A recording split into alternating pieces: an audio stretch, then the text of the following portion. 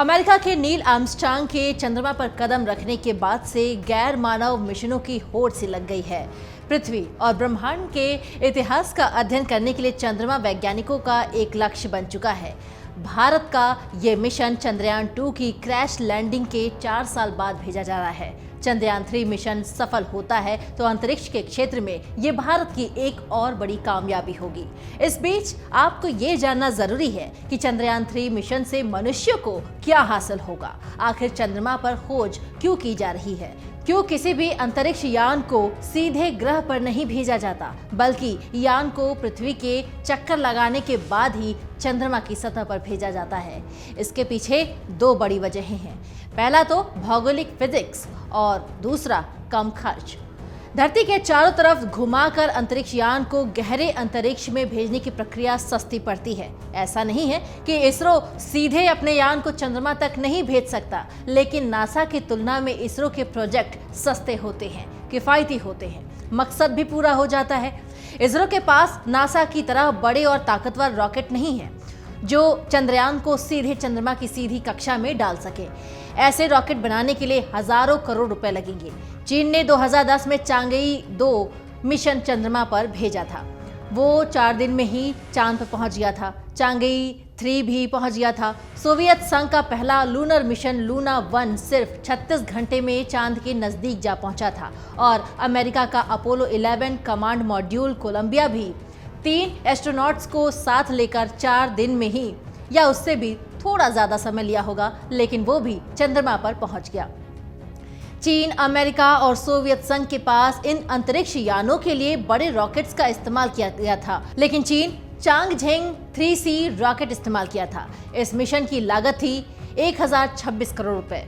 Space x के Falcon 9 rocket की launching की कीमत 550 करोड़ से लेकर 1000 करोड़ तक होती है, जबकि इसरो के रॉकेट की लॉन्चिंग की कीमत 150 से 450 करोड़ तक होती है। अंतरिक्ष यान में ईंधन की मात्रा सीमित होती है, उसका इस्तेमाल लंबे समय तक करना होता है, इसलिए भी उसे सीधे किसी भी अन्य ग्रह पर नहीं भेजते, क्योंकि इसमें सारा ईंधन खत्म हो जाएगा, फिर वो अपना मिशन पूरा नहीं कर पाएगा।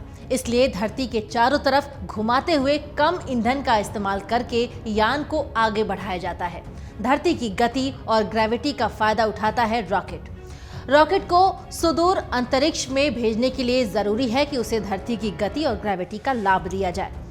इसे ऐसे समझा जा सकता है कि जब आप चलती बस या धीमी गति की ट्रेन से उतरते हैं तो आप उसकी गति की दिशा में उतरते हैं। ऐसा करने पर आपको गिरने की आशंका 50% कम हो जाता है। इसी तरीके से अगर आप सीधे रॉकेट को अंतरिक्ष की तरफ भेजेंगे तो आपको धरती की तरफ गुरुत्वाकर्षण शक्ति ज्यादा तेजी से खींचेगी। धरती की दिशा में उसकी गति के साथ तालमेल बिठाकर उसको चारों तरफ चक्कर लगाने से ग्रेविटी पुल कम हो जाता है और ऐसे में रॉकेट या फिर अंतरिक्ष यान को धरती पर गिरने का खतरा कम हो जाता है। धरती अपनी धुरी पर करीब 1600 किलोमीटर प्रति घंटा की गति से घूमती है और इसका फायदा रॉकेट या अंतरिक्ष यान को मिलता है। वो धरती के चारों तरफ घूमते हुए बार बार ऑर्बिट के मैन्यूवरिंग करता रहता है, यानी अपनी कक्षा बदलता रहता है। कक्षाओं को बदलने में समय लगता है, इसलिए चंद्रयान 3 को चंद्रमा पर जाने के लिए 42 दिन का समय लग रहा है, क्योंकि चंद्रयान 3 को 5 चक्कर धरती के चारों तरफ लगाने हैं। फिर लंबी दूरी की लूनर ट्रांजिट ऑर्बिट में यात्रा करनी है। इसके बाद वो चंद्रमा के चारों तरफ कक्षाएं बदलेगा।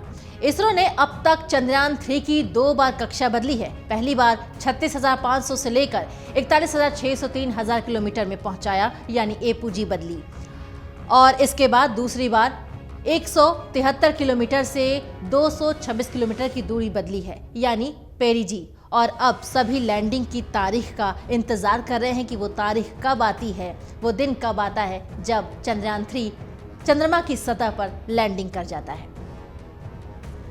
अमर उजाला अब आपके टीवी पर भी। अपने स्मार्ट टीवी पर YouTube पर सर्च करें अमर उजाला, चैनल सब्सक्राइब करें और देखें ताजा खबरें, वो भी HD क्वालिटी में।